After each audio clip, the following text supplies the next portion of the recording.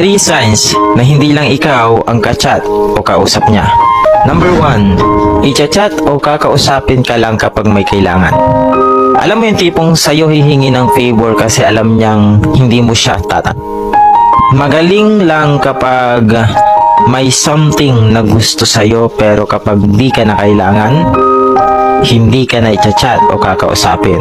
Kasi nga, dalawa kayong kausap o ka-chat niya. Number 2, matagal mag-reply o mag-seen sa chat mo. Alam mo yung nakakadalawa o maraming chat ka na pero wala pa rin siyang reply at hindi mo namamalayang minuto't oras na pala ang lumipas? Kapag nagtatanong ka naman kung bakit ang tagal niyang mag-reply, magagalit siya at aawayin ka niya.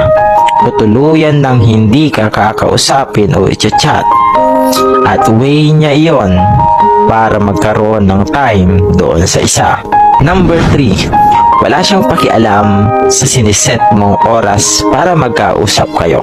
Alam mo yung dinedemand mong oras na ganito, dapat magka-chat o magkausap kayo, pero wala siyang pakialam. Nagtitimbang kasi iyan kung sa'yo ba siya magwo-work o sa isa niya pang ka-chat o kausap.